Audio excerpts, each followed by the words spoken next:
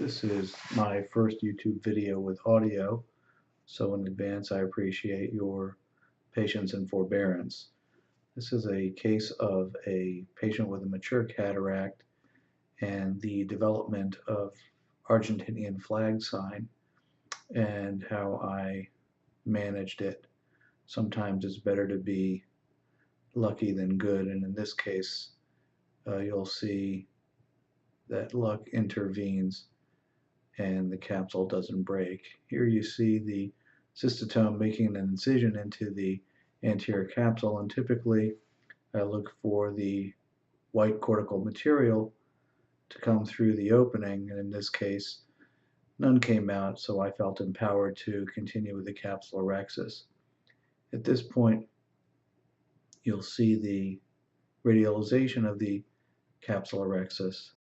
Rather than take a chance and risk losing the capsule completely, I removed the forceps, introduced more Anvis Plus into the anterior chamber, and made another attempt to pull the anterior capsular leaflet straight out of the wound, trying to change the vector force, but as you can see, it just continued to radialize. At that point, I introduced the irrigator aspirator, which is the Bausch & Lomb Capsule Guard IA with a silicone tip, and removed some cortical material to debulk the nucleus. At that point, introduction of more viscoelastic, and then I used the cystotome, as you can see, to make a small incision into the anterior capsule to make another attempt at continuing the continuous curvilinear capsulorhexis. Things were going great, and I thought I had a pretty good sized capsulorhexis, but then it also started to extend, so I had to change my vector and barely got away with a continuous curvilinear rhexis. So here we go with the phacoemulsifier, and this is a pretty dense cataract, and I figured I would do a divide and conquer and gently separate the nuclear hemispheres. I'm making the groove here on sculpt, and thankfully was lucky enough to create a deep enough groove and had a forgiving enough nucleus to gently divide it.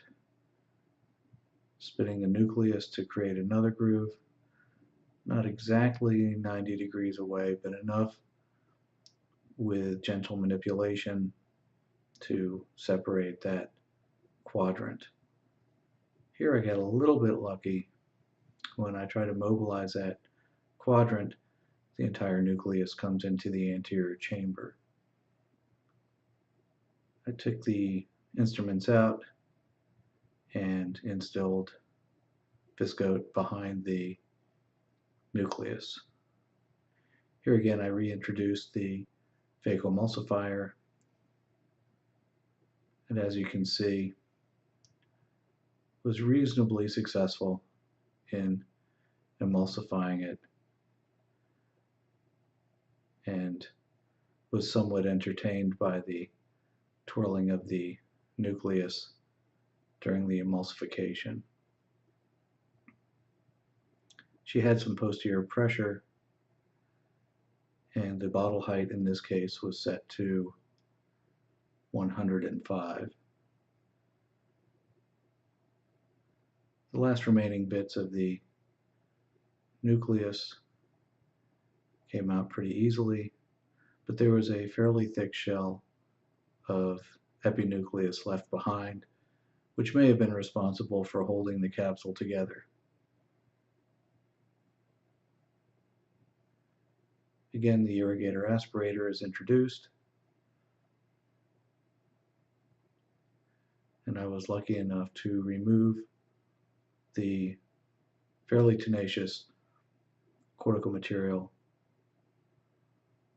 without extending the anterior capsular tear.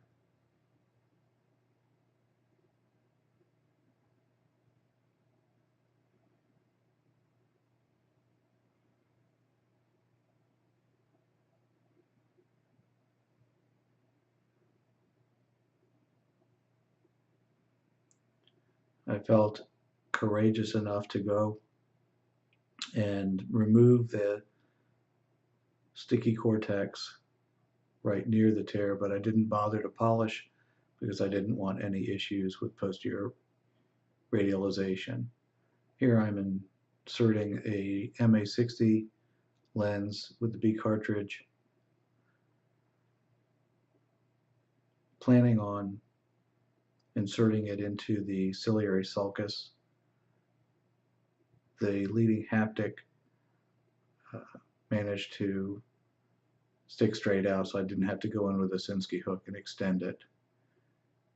Here, Provisc is injected into the anterior chamber and separates the iris from the anterior capsule. I have to widen the incision from 2.5 to approximately 3.2 to 3.5 in order to insert the B cartridge without resistance. Here you can see the leading haptic going under the iris, and by pronating the inserter and moving the trailing haptic with the Lester lens pusher, I'm able to eventually get the trailing haptic under the iris. I was fairly certain that the leading haptic was still in the ciliary sulcus. The lens centered nicely.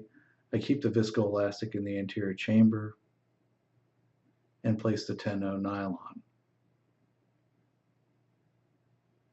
This allows me to make sure that I don't have iris incarceration in the suture,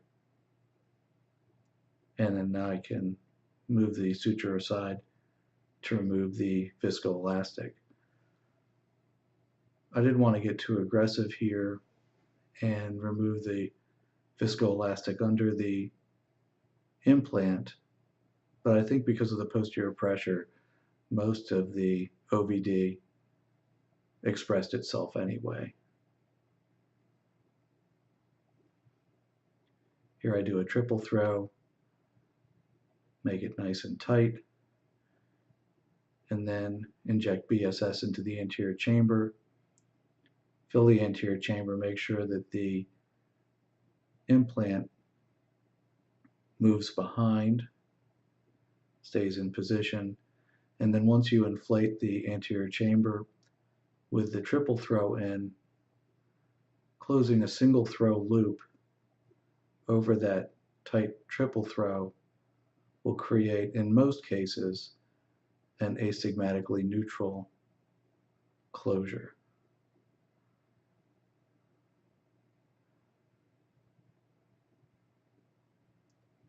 I use the super sharp to cut the suture, and the knot buries fairly easily. Again, it's better to be lucky than good sometimes. Thanks for your attention.